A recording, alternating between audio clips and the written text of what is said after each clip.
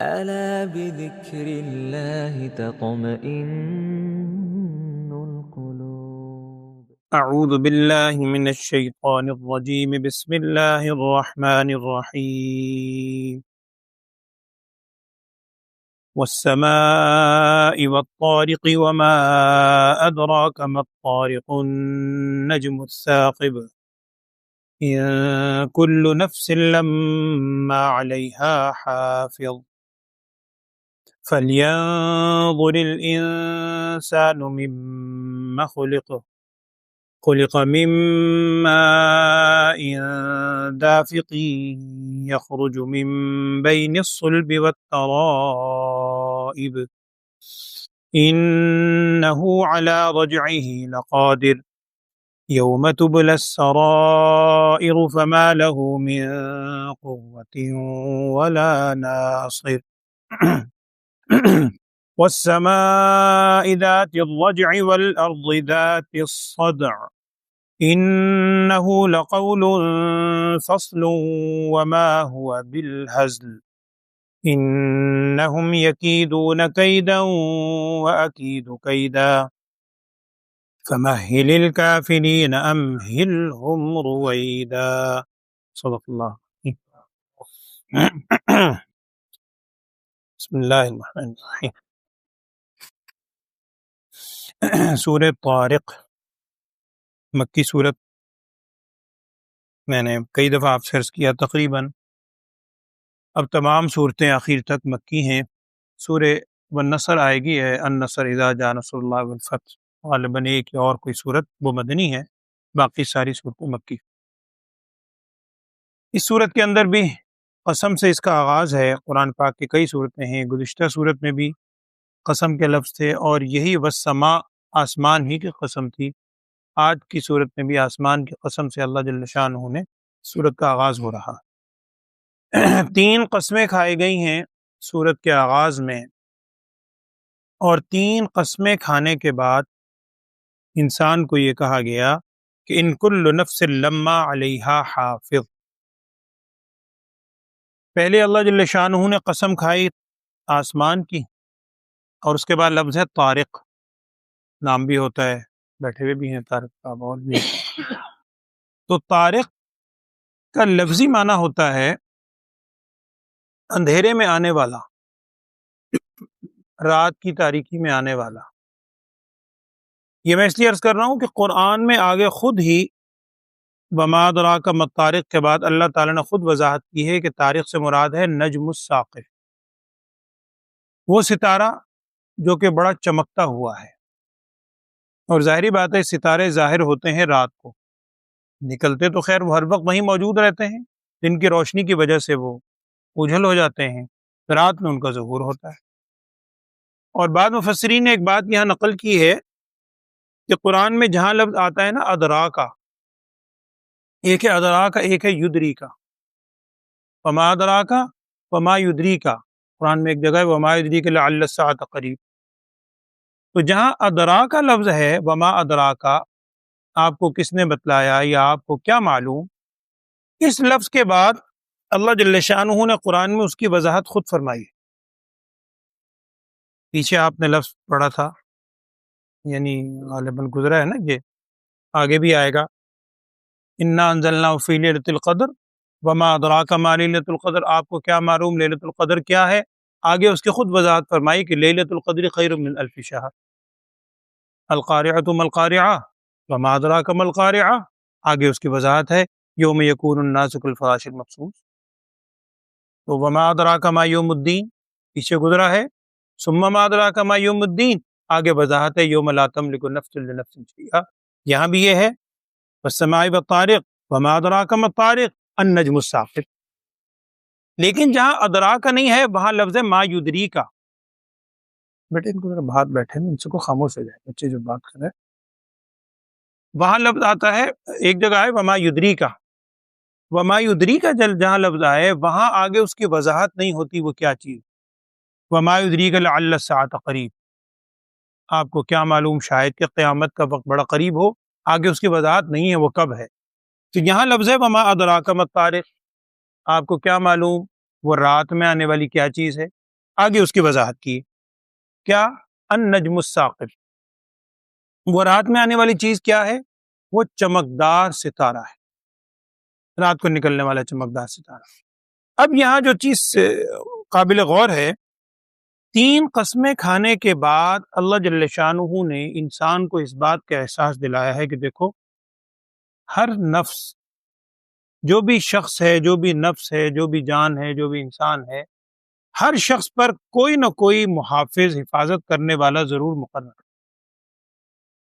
ان کل نفس لما علیہا حافظ، نہیں ہے کوئی نفس مگر اس پر ایک حفاظت، محافظ مقرر ہے۔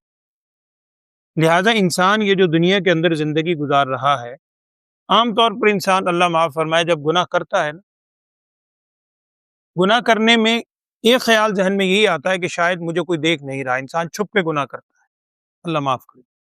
اور ایک بزرگ نے بڑی عجیب بات لکھی ہے، انسان کو مخاطب کر کے، ہم سب اس کے مخاطب ہیں، کسی کو میں نہیں کہہ رہا، ہم سب اپنے حوالے سے سوچیں۔ انہوں نے لکھا ہے کہ انسان جب کوئی گناہ کرتا ہے نا، بعض اوقات کھڑکی بھی بند کر لے گا، پردہ بھی کر دے گا، ایون اگر بچہ بھی کوئی بیٹھا ہے اس سے بھی ذرا جھجک پیدا ہوتی ہے، خلوت میں جانے کی کوشش کرتا ہے۔ ان بزرگ نے لکھا کہ اے انسان، تو بچے کی موجودگی سے تو حیا کرتا ہے، بچے کو تو تجھے احساس ہے کہ وہ دیکھ لے گا، اور جو رب العالمین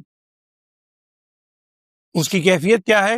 میں عرض کر رہا ہوں قرآن میں دوسری جگہ ہے، آگے آیت آنے والی ہے 3 پارے اللہ جل شانہ کے حوالے سے ذکر ہے، قرآن میں خود بیان کر رہا ہے اللہ تعالیٰ، ان ربک لبالمرصاد۔ مرصاد کا مطلب ہوتا ہے گھات میں لگایا ہوا۔ جیسے شکاری جب شکار کرتا ہے، آپ نے دیکھا ہم کہتے ہیں گھات لگا کے بیٹھا ہوا ہے، اس گھات لگانے میں وہ بعض اوقات سانس بھی روک کے بیٹھتا ہے، بالکل سانس روکا ہوا ہے، واچ کر رہا ہے، ذرا اس کو آہٹ محسوس ہوئی اور اس نے حملہ کیا شکاری نے۔ تو قرآن کہہ رہا ہے ان ربک لبالمرصاد، بے شک آپ کا رب گھات لگائے ہوئے ہے، ایسے انسان کو دیکھ رہا ہے، واچ کر رہا ہے جیسے مرصاد گھات لگائے، تو اس انسان سے غافل ہے۔ تو یہ تینوں قسمیں کھانے کے بعد انسان کو کہا گیا کہ کوئی نفس ایسا نہیں ہے جس پر محافظ نہ ہو۔ پہلے یہ الفاظ ہیں، اور اس کے بعد پھر یہ کہا کہ اگر انسان کو یہ خیال ہے کہ بھئی میں اس دنیا میں ٹھیک ہے جو مرضی کر لوں، مجھے کل کو کس نے پوچھنا ہے، دوبارہ نہیں اٹھایا جاؤں گا، یہ کفار مکہ کا تو سوچ عقیدہ تھا۔ ہم بھی بعض اوقات یقین نہیں رکھتے اس پہ پورے طور پر، تبھی انسان گناہ کی طرف قدم اٹھاتا ہے۔ اگر انسان کے ذہن میں یہ سوچ ہے نا، تو آگے کیا متوجہ کیا کہ انسان ذرا تو یہ دیکھ لے تو پیدا کیسے ہوا، اپنی پیدائش پہ غور کر لے۔ اس پانی کے حقیر قطرے سے اللہ نے اس پہ سارے نقش و نگار بنائے، سارے اس میں جان پیدا کی، اس کے اندر تیری ہڈیاں، گوشت، پوست بنایا، اور جیتا جاگتا انسان باہر نکل آیا۔ تو جو اللہ اس پہ قادر ہے، وہ کیا ان اجزاء کو زمین سے دوبارہ اکٹھا کرنے پہ، پیدا کرنے پہ قادر نہیں؟ یہ کیسے ہو سکتا ہے؟ اس پہ غور کر ذرا۔ اور پھر اس کے بعد 2 قسمیں پھر کھائیں اللہ تعالیٰ، والسماء، پھر آسمان ہے، والسماء ذات الرجع والارض ذات الصدع، آسمان کی قسم ہے جو لگاتار بارش برسانے والا ہے، اور زمین کی قسم ہے جو پھٹ جانے والی، یعنی زمین بارش برستی ہے بار بار، زمین پھٹتی ہے اور اس میں سے جناب کوپلیں نکلتی ہیں، اور سبزہ نکلتا ہے، چیزیں نکلتی ہیں، لہلاتے ہوئے کھیت نکلتے ہیں، آپ تو بیج اندر ڈالتے ہیں، وہ زمین کو پھاڑ کے ہی نکلتا ہے۔ تو اللہ جل شانہ کی ذات جو آسمان و زمین کے ساتھ یہ کیفیت کر رہی ہے، تم جو یہ باتیں سن رہے ہو قرآن کی، یاد رکھنا انہ لقول فصل وما هو بالہزل، یہ کوئی ہنسی مذاق نہیں ہے، یہ کوئی کہانیاں نہیں ہے، قصے کہانیاں، یہ 100% سچی باتیں ہیں، ایسا قول فصل جو حق اور باطل میں فیصلہ کر دینے والا ہے۔ اور پھر اگر انسان کے ذہن میں یہ سوچ آتی ہے، اچھا جی یہ ساری بات ہے، ہم اگر گناہ کیے جا رہے ہیں تو ہمیں اللہ تعالیٰ پکڑتا کیوں نہیں؟ نعوذ باللہ۔ نبی صلی اللہ علیہ وسلم کو بھی بڑا احساس ہوتا تھا اس بات کا، مسلمان بھی کہتے تھے، اور کفار بڑے ہنس کے کہتے تھے ہم پہ عذاب کیوں نہیں آتا، نعوذ باللہ۔ تو آخر میں اس کا ذکر ہے کہ انہم یکیدون کیدا واکید کیدا، وہ بھی ایک تدبیروں میں لگے ہوئے ہیں، الٹی سیدھی تدبیر کر رہے ہیں۔ اللہ تعالیٰ فرما رہے ہیں میں بھی ایک تدبیر کر رہا ہوں، اور آخر میں فرمایا فمہل الکافرین، آپ ان کفار کو مہلت دیں، زیادہ نہیں، امہلہم رویدا، تھوڑی سی مہلت دیں، بس ابھی سانس بند ہونے کی دیر، ذرا سانس بند ہوا، موت آئی، پھر دیکھیں ان کے ساتھ کیا ہوتا ہے۔ اور یہ قرآن کہہ رہا ہے، وہ قرآن جس کے بارے میں خود کہا انہ لقول فصل، یہ قول فیصل ہے، فاصلہ کرنے والا، حق و باطل میں جدائی کرنے والا ہے، وما ہوا بالہزل، اس کو تم کوئی کھیل کود نہ سمجھنا۔ تو میں عرض کر رہا تھا کہ انسان جو گناہ کرتا ہے یا تو اس وجہ سے کہ اس کو کوئی دیکھنے والا نہیں، قرآن کہہ رہا ہے ان ربک لبالمرصاد، اور یہاں جو الفاظ ہیں ان کل نفس لما علیہا حافظ، یہاں حافظ سے مراد دونوں مفہوم ہیں۔ ایک تو یہ لکھا ہے کہ حفاظت کرنے والے فرشتے، ہر انسان کے ساتھ اللہ جل شانہ نے حفاظت کرنے والے محافظ فرشتے مقرر کیے ہیں، اور حافظ کا ایک مفہوم یہ بھی ہے کہ ہر انسان کے ساتھ نگران فرشتے موجود ہیں جو اس کی نگرانی کر رہے ہیں، جو ایک ایک چیز لکھ رہے ہیں، کرامن کاتبین۔ پچھلے ایک دو صورتوں پہلے آپ نے الفاظ پڑھے وَإِنَّ عَلَيْكُمْ لَحَافِظِينَ، تم پر محافظ مقرر ہیں، کرامن کاتبین یعلمون ما تفعلون، وہ ایک ایک چیز انسان کی لکھ رہے ہیں۔ تو جب انسان اس آیت کو، انہی آیات کو سامنے رکھے کہ کوئی قسم کھا کے اللہ نے فرمایا کوئی نفس ایسا نہیں ہے جس پر محافظ مقرر نہ ہو، اور اگر تمہیں شک ہے دوبارہ کیسے اٹھایا جائے گا، اپنی ابتدا پہ غور کر لو، صبح شام دنیا میں دیکھتے ہو اولاد ہو رہی ہے، بچے کس طریقے پر آ رہے ہیں، ارشد جانتا ہے، اپنا وجود دیکھے اس طرح ہم سب اسی طریقے پر دنیا میں آئے، اس کو غور کر لو، اور پھر یہ ذہن میں رکھو آگے جو الفاظ کیا ہیں کہ جب قیامت میں اللہ جل شانہ کے حضور باز پرس ہوگی نا، تو اس صورت میں فما لہ من قوت ولا ناصر، انسان عام طور پر یہ سمجھتا ہے کہ اگر مجھے کسی نے پکڑا یا کہیں روک لیا گیا کسی جگہ عدالت میں، کہیں مجھے اگر پکڑ لیا، میں بڑی قوت والا ہوں جی، میں بڑے سورس والا ہوں، میں بڑے فلاں والا ہوں، میں بڑے عہدے والا ہوں، چھٹ جاؤں گا، وہاں نہ تو کوئی قوت کام آئے گی، اور یا انسان سمجھتا ہے کہ میری فلاں شخص میرے حق میں کھڑا ہو جائے گا، میرے بڑے مددگار ہیں، میں اسے فون کر دوں گا، اسے کر دوں گا، نہ تو فما لہ من قوت ہوگی اور لا ناصر، نہ ہی کوئی مددگار ہے۔ جب مددگار بھی وہاں کوئی نہیں ہونا، قوت طاقت بھی تجھے نہیں ملے گی، ہر شخص محافظ موجود ہے، اگر شک کرتا ہے دوبارہ کیسے اٹھے گا تو اپنی پیدائش پر غور کر لے، اور اگر یہ سوچ ہے، وسوسہ شیطان ڈالتا ہے کہ ہمیں ڈھیل مل رہی ہے، اللہ نعوذ باللہ آخرت میں بھی ایسے ہی ہوگا، یہ ڈھیل تھوڑی سی مہلت ہے جو دی جا رہی ہے، جب وقت آئے گا پھر اللہ جل شانہ کے ہاں باز پرس ہوگی۔ اللہ تعالی ہمیں صحیح فہم عطا فرمائے۔ ترجمہ دیکھیے، اعوذ باللہ من الشیطان الرجیم، بسم اللہ الرحمن الرحیم۔ والسماء والطارق، واو قسم کے معنی میں ہے، قسمیہ ہوتی ہے واو، قسم ہے آسمان کی، والطارق، اور قسم ہے رات کو آنے والے۔ ما ادراک ما الطارق، آپ کو کس نے بتلایا یا آپ کو کیا معلوم کہ وہ رات کو آنے والا کیا ہے؟ النجم الثاقب، خود وضاحت کی قرآن نے کہ وہ ستارہ ہے ثاقب، بہت ہی روشن، بہت روشن ستارہ ہے۔ اس کے بھی مختلف معنی بیان کیے ہیں، بعض نے خاص ستاروں کے نام بھی لکھے ہیں، اس سے وہ ستارہ مراد ہے، بعض کہتے ہیں کہ جو فرشتے مقرر ہیں شہاب ثاقب شیطانوں کو مارنے کے لیے وہ مراد ہے، سارے مراد ہو سکتے ہیں، قرآن نے صرف یہ کہا ہے ایک روشن ستارے کی قسم کھائی، آسمان کی قسم کھائی، اور پھر آگے قسم کے بعد کیا ارشاد فرمایا، ان کل نفس لما علیہا حافظ، یہ ان نافیہ ہے یہاں پر، اور لما اللہ کے معنی میں ہے، ان کل نفس لما علیہا حافظ، نہیں ہے ہر نفس، کوئی نفس یعنی ایسا نہیں ہے مگر اس کے اوپر ایک محافظ، ایک نگران اللہ کی طرف سے مقرر ہے، فرشتے مقرر ہیں۔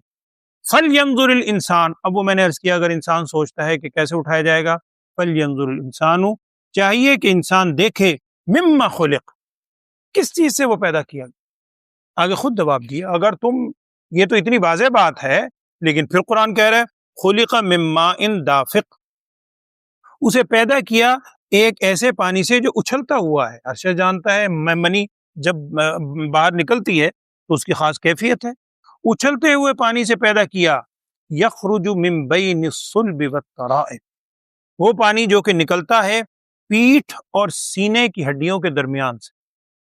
بعد میں اس کی وضاحت کے طور پر لکھا ہے کہ مرد کا مادہ منویہ وہ اس کے پشت سے نکلتا ہے، اس میں زیادہ اثرات پشتی غذاؤں کے ہیں، قوتوں کے ہیں، اور عورت کا جو مادہ منویہ ہے وہ اس کے سینے سے نکلتا ہے، وہاں زیادہ اثرات اس کے ہیں، باقی اللہ بہتر جانتا ہے۔ قرآن کہہ رہا ہے کہ وہ نکلتا ہے پشت اور سینے کے درمیان سے، اور بعض کا کہنا یہ بھی ہے کہ پشت اور سینہ بول کر پورا جسم مراد ہے، پوری جسمانی قوتیں اس کے اندر ان کا دخل ہوتا ہے۔ اِنَّهُ عَلَى رَجْعِهِ لَقَادِرٌ، یعنی انسان غور کرے اپنی پیدائش پہ، تو جس اللہ نے اس چیز سے پیدا کیا، اِنَّهُ عَلَى رَجْعِهِ لَقَادِرٌ، بے شک وہ تمہارے دوبارہ اٹھائے جانے پر، لوٹائے جانے پر قادر، وہ دوبارہ بھی تمہیں پیدا کرے گا۔ یوم تبلی السرائر، جس دن آزمایا جائے گا، جانچ لیا جائے گا، جانچ پڑتال ہوگی، کس کی؟ سرائر، پوشیدہ چیزوں، صرف ظاہری نہیں، پوشیدہ باتوں کی، چاہے وہ عمل ہو اور چاہے وہ ذہن کے اندر سوچ کی اگر گندگی ہے، اس کا بھی اس دن باز پرس ہوگی۔ پھر جب وہ باز پرس ہوگی قیامت کے دن، فما لہ من قوت ولا ناصر، نہیں ہوگی اس کے لیے، انسان کے لیے، نہ تو کوئی قوت ہوگی جس وجہ سے بچ جائے، ولا ناصر، اور نہ ہی کوئی مددگار ہوگا جو اسے بچا لے۔ پھر قسم کھائی جا رہی ہے، والسماء ذات الرجع والارض ذات الصدع، قسم ہے آسمان کی جو بار بار بارش برسانے والا ہے، رجوع، لوٹنا، بار بار اس سے بارش برستی ہے، بار بار بارش برسانے والا ہے، والارض، اور قسم ہے زمین کی، ذات الصدع، جو پھٹنے والی ہے، جب بارش برستی ہے، بارش گرتی ہے، زمین پھٹتی ہے، اندر سے گویا جان پیدا ہو جاتی ہے، چیزیں باہر نکل آتی ہیں۔ اور ایک حدیث کا مفہوم ہے، نبی صلی اللہ علیہ وسلم نے ایک موقع پہ ارشاد فرمایا، اس کا مفہوم عرض کر رہا ہوں، کہ جب پہلی مرتبہ سور پھونکا جائے گا اور دوبارہ سور پھونکا جائے گا، پہلے میں نے اس کی تفصیل عرض کی تھی ایک موقع پہ، ان دونوں سور پھونکنوں کے درمیان 20 کا وقفہ ہوگا۔ حدیث میں تو 20 کے الفاظ ہیں، بعد نے وضاحت کی ہے کہ 20 سال کا، 40 20 نہیں، 40 کا وقفہ ہوگا، 40 سال کا وقفہ ہوگا۔ اور اس حدیث کے الفاظ یہ ہیں کہ جب دوبارہ سور پھونکا جائے گا تو آسمان سے ایک تیز بارش کی کیفیت ہوگی، بارش برسے گی، اور زمین سے سارے لوگ ایسے نکلیں گے جیسے زمین سے سبزیاں اگتی ہیں، سارے لوگ زمین سے اگیں گے، نکلیں گے باہر اس وقت۔ اور وہاں حدیث کا مفہوم ہے کہ انسان کے جسم کے سارے اعضاء، اللہ ماشاء اللہ، جن کو اللہ باقی رکھنا چاہے وہ تو اللہ کو اختیار ہے، حدیث میں اس کی تفصیل بھی ہے، انسان کے سارے اعضاء بوسیدہ ہو جائیں گے سوائے ایک ہڈی کے، وہ ریڑھ کی ہڈی کا جو آخری حصہ ہے، جس کو بعض اوقات دم کی ہڈی کہتے ہیں، وہ ہڈی کا حصہ باقی رہے گا، اس سے اللہ جل شانہ سارے اجزاء اکٹھے کر کے دوبارہ پیدا کرے گا انسان کو۔ تو یہاں بھی الفاظ ہیں کہ قسم ہے آسمان کی جو بار بار بارش برسانے والا ہے، اور زمین کی جو پھٹ جانے والی ہے، انہ لقول فصل، بے شک یہ جو قرآن ہے، لقول فصل، یہ فیصل کرنے والا، فیصلہ کر دینے والا قول ہے۔ قرآن کے اندر جو قول ہیں یہ سچ اور جھوٹ میں امتیاز کرنے والے قول ہے، اس کو ویسے ہی نہ سمجھو۔ اور مزید وضاحت کیا ہے، وما ہوا بالہزل، یہ قرآن کی باتیں کوئی مذاق نہیں ہے، اس کو ہنسی مذاق نہ سمجھو۔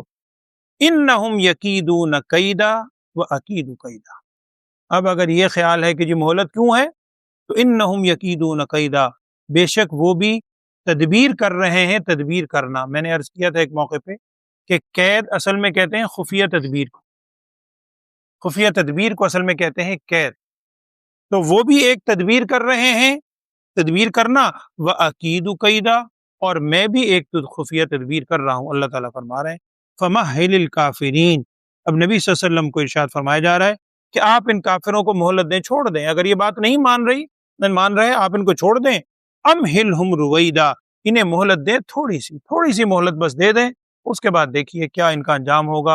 اور کچھ عرصے میں انجام سامنے آ گیا، سن 2 ہجری کے اندر غزوہ بدر ہوا، اور اس کے بعد 8 ہجری میں مکہ فتح ہوا، پھر اللہ نے ان کو ایمان کی دولت سے نوازا۔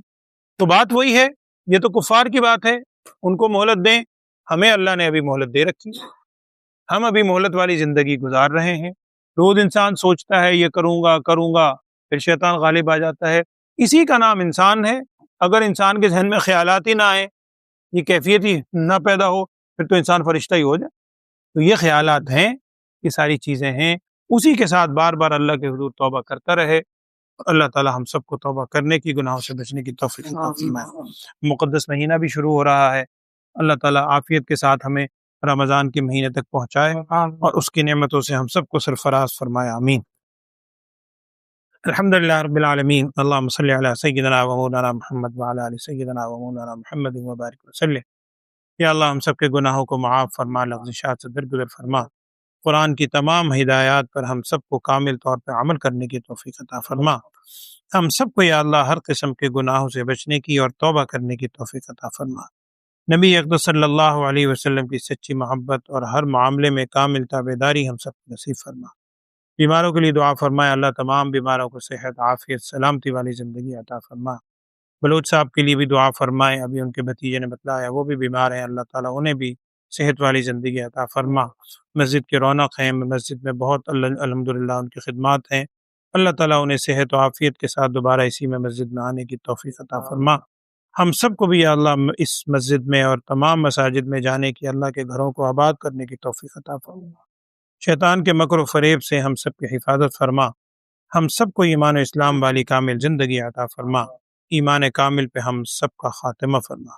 وصلی اللہ تعالی علی خیر خلقہ سیدنا و مولانا محمد وعلی آلہ و اصحابہ اجمعین، آمین برحمتک۔